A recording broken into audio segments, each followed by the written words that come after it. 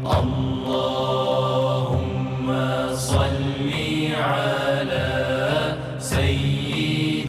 Assalamualaikum warahmatullahi ta'ala wabarakatuh. Bismillah walhamdulillah, wassalatu wassalamu ala sayyidina rasulillah wa ala alihi wa sahbihi wa man walah, wa la hawla wa la quwata illa billah. Allahumma arzuqna fahman ka fahmin nabiyyin wa hifdhan ka hifdhil mursalin bijahi sayyidina Muhammadin sallallahu alaihi wasallam, amma ba'd. Para jamaah yang saya cintai, yang saya muliakan, mudah-mudahan kita semua dalam lindungan Allah Subhanahu wa taala, dipanjangkan umur kita dalam keadaan sehat walafiat. Amin ya rabbal alamin. Kita melanjut kepada taklim malam Kamis yang kemarin, masih membahas mengenai fardunya wudu yang jumlahnya ada 6. Pembahasan kita kemarin adalah membahas bagaimana cara mencuci wajah yang benar sesuai syariat agama, sesuai ilmu fikih, begitu juga ditambah dengan sunnah-sunnahnya Rasulullah Sallallahu alaihi wasallam. Pada malam hari ini kita akan membahas kefarduan yang selanjutnya. Kefarduan yang ketiga yaitu mengenai cara mencuci tangan yang benar ketika kita sedang berwudu. Insya Allah sedikit demi sedikit kita akan paparkan, kita akan jelaskan secara detail. Walaupun sedikit, yang penting kita fahami, kemudian kita amalkan di keseharian kita. Insya Allah walaupun sedikit ilmu yang kita dapat, Allah jadikan sebagai ilmu yang bermanfaat. Amin ya rabbal alamin. Membahas kefarduan wudu yang berikutnya yaitu ghuslul yadain ilal mirfaqain. Kefarduan wudu yang ketiga adalah mencuci dua tangan ilal mirfaqain sampai kedua sikut.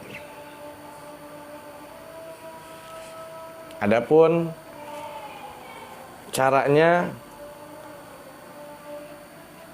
dari ujung tangan kita wajib dicuci sampai sikut. Ini namanya sikut. Ketika kita berwudu mencuci tangan harus apabila orang pakai baju panjang, seandainya sempit, terus digulung sampai sini. Jangan sampai kita berwudu, wudu kita tidak sah. Kenapa? Karena bagian yang harus dibasuh tidak terbasuh. Seandainya orang itu memakai pakaian yang kecil, ditarik cuma sampai sini, tidak sampai sikut. Kemudian dia cuci cuma ala kadarnya saja, ini wudunya tidak sah. Karena fardu yang ketiga adalah mencuci tangan, kedua tangan kita, mulai dari ujung jari sampai kepada sikut kita, seandainya normal. Kemudian ditambahkan sedikit sampai ke otot tangan. Sebab ma la yatimul wajib illa bihi fahuwa wajib. Harus ditambahkan segini. Jangan pas-pasan, ditambahkan lagi segini sampai sini. Ini wajib hukumnya. Lalu bagaimana jika seandainya, mohon maaf, ada banyak masalah mengenai mencuci tangan? Anda bahas satu di antaranya, jika seandainya orang itu tidak memiliki tangan. Mohon maaf, seandainya tangannya cuma segini saja. Nah, bagaimana, apa harus dicuci atau tidak? Maka hukumnya harus dicuci jika masih ada sisanya, wajib dicuci. Lalu bagaimana seandainya tangannya sama sekali, kewajiban untuk dicuci tangannya dia tidak ada, tangannya hanya sampai sini. Apakah wajib dicuci? Di dalam kitab tidak wajib dicuci, tapi sunnah untuk dicuci. Jadi bagi orang yang tidak memiliki tangan yang sempurna, apabila batasnya masih melebihi mirfaq, melebihi sikut, wajib untuk dicuci. Apabila kurang dari sikutnya, maka sunnah untuk dicuci. Itu masalah yang pertama. Kemudian masalah yang kedua, seandainya seseorang itu nas'alullah al-afiyah lana walakum, diciptakan dari lahir ada kelainan. Seperti mana contohnya dia memiliki 2 tangan, tangannya bercabang. Lalu yang mana yang harus dicuci?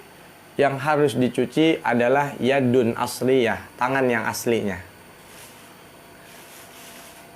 Dan juga tangan yang zaidahnya jika menyerupai tangan yang asli, begitu juga tangan yang zaidahnya, tangan yang tambahannya juga harus dicuci di dalam keterangan di dalam kitab Busyra Al-Karim.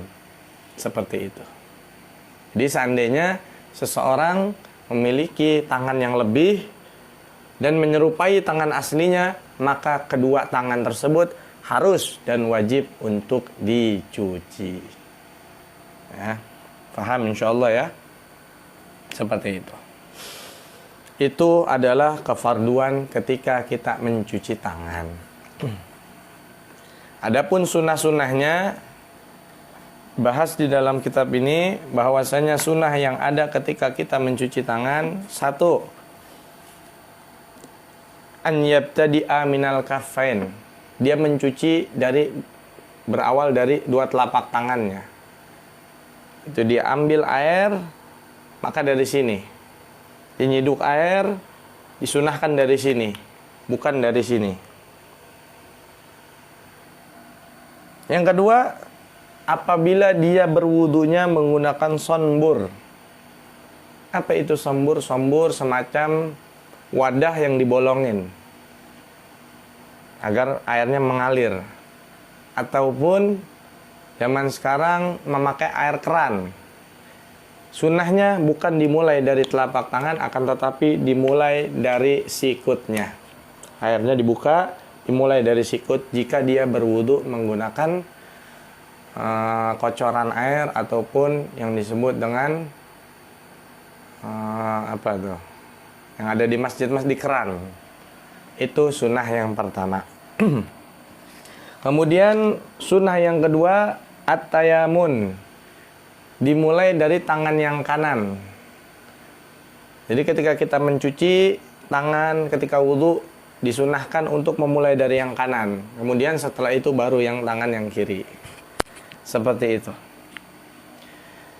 Dan sunnah yang ketiga ketika kita mencuci tangan, ad-dalk, yaitu digosok-gosok. Imrarul yad. Tangan kita digosok-gosok. Supaya apa? Supaya kalau seandainya masih ada yang menghalangi kepada masuknya air ke kulit kita, supaya hilang. Ini juga hukumnya sunnah, digosok-gosok. Seperti itu. Sunnah yang keempat, at-takhlil lil asabi, yaitu mentakhlil. Mentakhlil itu bahasa Indonesianya menyela-nyela daripada jari-jari tangan seperti ini. Ini juga sunnah ketika kita mencuci tangan. Kemudian sunnah yang kelima, italatu tahjil, yaitu melebihkan dari batas yang difardukan. Kata tadi bahwasanya mencuci tangan dari ujung jari sampai mirfaq, kemudian dilebihkan seperti ini. Dilebihkan sedikit.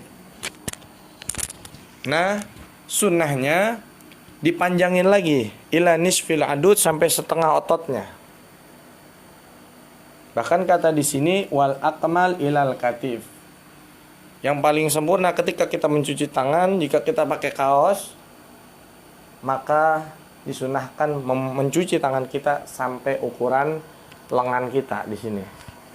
Sampai katif. Katif itu bahasa Indonesianya ketiak. Dicuci.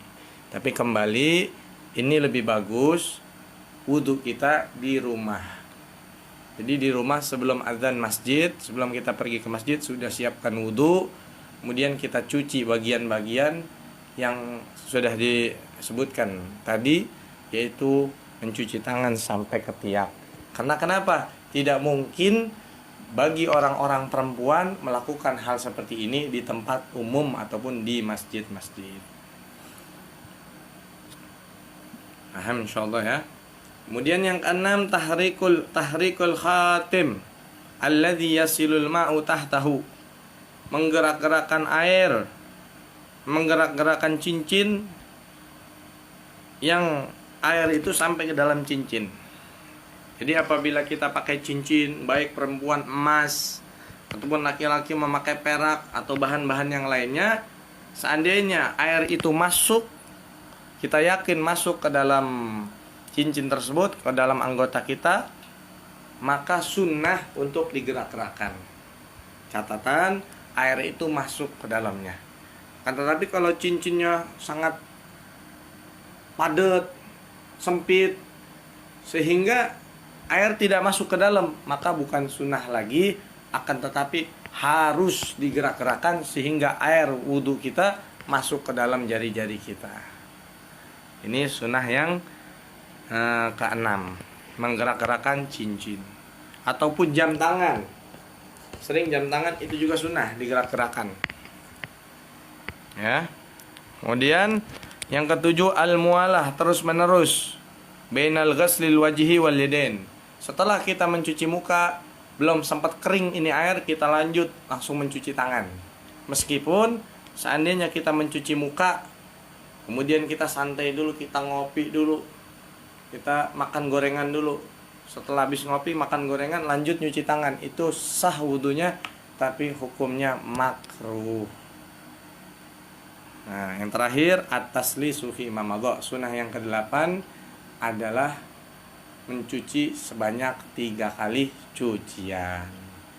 Ini adalah sunnah-sunnah Rasulullah yang kita akan kerjakan insyaallah ketika kita berwudu, ketika kita mencuci kedua tangan kita. Mudah-mudahan sedikit demi sedikit tambah pengetahuan kita, tambah ilmu kita, tambah kita mengenal dengan sunnah-sunnah Rasulullah, dan semoga kita dapat amalkan dan semakin dekat lagi kita kepada Rasulullah sallallahu alaihi wa alihi wa sahbihi wasallam. Wabillahi taufik. Wassalamualaikum warahmatullahi taala wabarakatuh.